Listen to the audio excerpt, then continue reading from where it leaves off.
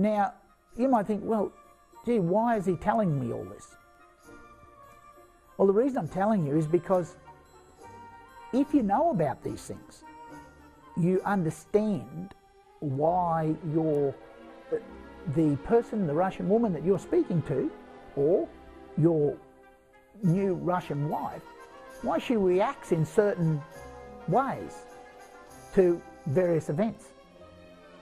But if you don't know any of this has taken place and is encountered every day by Russian people, you're going to think that her reaction to certain events is strange and unusual and weird and however else you might like to describe it. So I guess, as we said at the beginning, we humans are a product of our environment. And based on that theory, firstly, you can understand why Russians in general have developed the characters they have. But also importantly, and something we'll talk about in an upcoming video, is you can understand how your Russian wife or the Russian woman that you're communicating with will respond differently depending on what age she is. So if she's 50 years old, she's seen a lot more than if she's 25 years old. But if she's 25 years old, she's seen a lot more than most Western women who are 80 years old. So, you know, you just got to try and get your head around this, and if you can understand, bring that understanding into your communication and communicate with your new wife, partner, person you're talking to, you will find that it comes back to you 100 times over, and you'll find in 1, 2, 5 years time you'll look back and think, gee, I'm glad I listened to that video. It certainly paid off. It's interesting, I just said that you, depending on the age of the Russian woman you are speaking to, you will get a different response to different circumstances. And really, you know, as I said, when you think about it, if somebody is 45 years old, a Russian woman's 45, just think of the things that she's lived through. She's lived through communism, she's worked under communism, she's probably had family, started to bring up her family under communism. She's lived through the conversion from communism to capitalism. She's experienced the upheaval that comes about as a result of the financial issues we spoke about earlier. You know, recalling of currency, going from today having some money, tomorrow having nothing. She's lived through food rationing. Now, I'm not talking back Second World War. I'm talking back in 1990s. Lines of people lined up for hours to get a loaf of bread, or you know, a little block of butter or some sugar or something. So she's lived through food rationing, she's lived through bank failures, she's lived through the failure of the entire financial system in the country, she's lived through the total failure of the total country system. She can be forgiven for having some fairly definite views on how things should happen, and also being alarmed at certain things that do happen. And then again, if the Russian woman you're speaking with is 25 years old, she's lived through perestroika, she's lived through the GFC, her life experiences will be far greater than a Western woman of the same age. But not only do they have life experience, they also have academic education.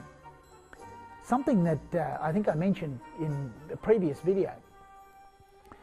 The Russian education system is highly advanced, in particular in Novosibirsk, Siberia, which is the Novosibirsk, is the capital of Siberia, and is where Stalin banished all of the educated people during the implementation of the communist regime. The universities are immense. There's a huge emphasis put on education in Russia. It's not only just that the institutions are large, the value put on education by the individuals, not only by the parents, but by the children. Children will study like there's no tomorrow, because they understand that without an education in Russia, you are in all sorts of trouble. Very different from the Western education system, where perhaps the teachers and or some of the parents understand the importance, but very few of the children do, as a percentage. And it's very difficult to get children to study. In Russia, the children go to school 6 days a week.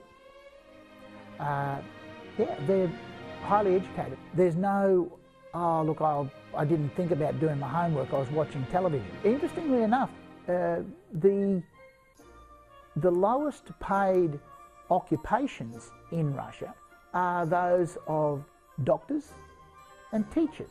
You might think, well, if that's the case, how can it be such a emphasis on education?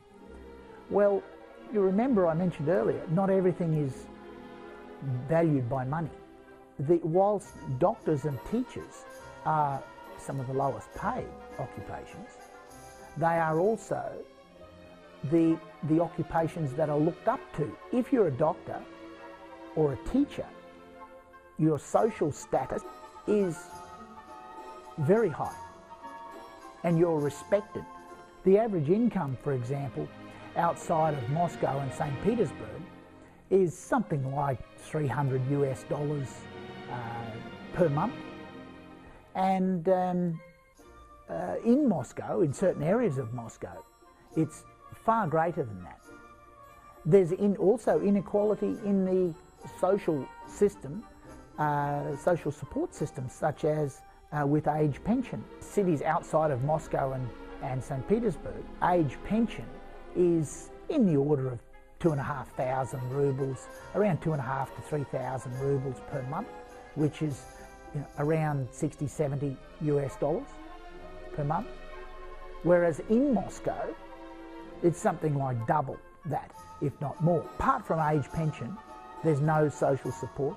If a family has a child, the baby will get about, I think it's about 80 rubles per month, which is about enough for 2 litres of milk.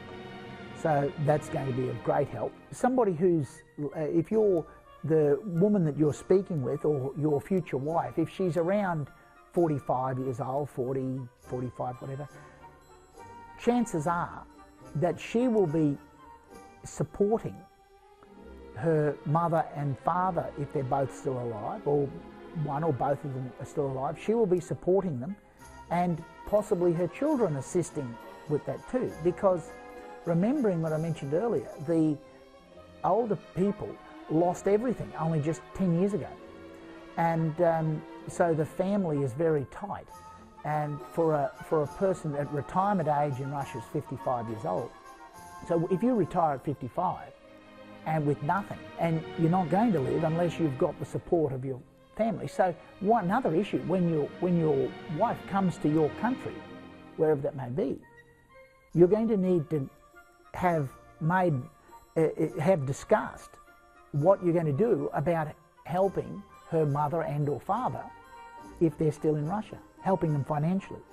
Because whilst we're not talking monumental amounts of money, we are talking regular amounts per month. So it's something that you need to consider, because she's been helping them. She's not going, I can tell you now, she is not going to walk away and let them die of starvation in Russia. That's not going to happen. Numbers of children, generally a Russian family, the majority, the maximum they'll have will be 2 children, but normally, more often than not, only 1. Where they live, 90% of the population live in small apartments. Some are now starting to move into homes and so forth, So they're purchasing apartments from the state, paying the state a monthly rates, what would be known in Western countries as rates, land, taxes, so on, depending on where you live, which covers energy costs, obviously for heating, because all of the apartments and what have you are heated, centrally heated, controlled by the state, so that when the state turns on the tap, your apartment gets hot, and when they turn it off, it gets cold. You know, the family are going to be living in this apartment. There's going to be children, mother, father, babushka or grandmother, dadushka, grandfather, prababushka and pradadushka in there as well. There are obvious issues that come about with all these people in a small living environment, and you need to understand all of that as well. An interesting point, just moving on from there, an interesting point with religion. Oftentimes in the West, we think of Russia as being, very Russian Orthodox church. But during the communist era, religion was frowned upon, and many churches were, destroyed. And although not all, there was, I think something like, I think we're talking about something like the order of 30% of churches were destroyed. Not everybody was brought up. The communist philosophy is one of atheism. There was still a great number of people in Russia who were very religious during the communist period. And now that the communist period is finished, the Russian Orthodox Church has flourished. And many other religions are flourishing as well. And so, don't believe what you heard. Not everybody in Russia is, certainly not everybody is atheist, that's for certain. Okay, so in summary, you can see now that you're going to need to be conscious of the age of the Russian woman that you're speaking with, and because her life experiences are going to be very different. The Russians are known for their ability to adapt and be creative, and they've had to, because they've had to survive. I think the best story I've ever heard, and the one that still makes me smile when I think of it, story that NASA spent $1 million developing a pen that would write in the weightlessness environment of space. The Russians used a pencil. So thanks for watching. I'll see you in the next video.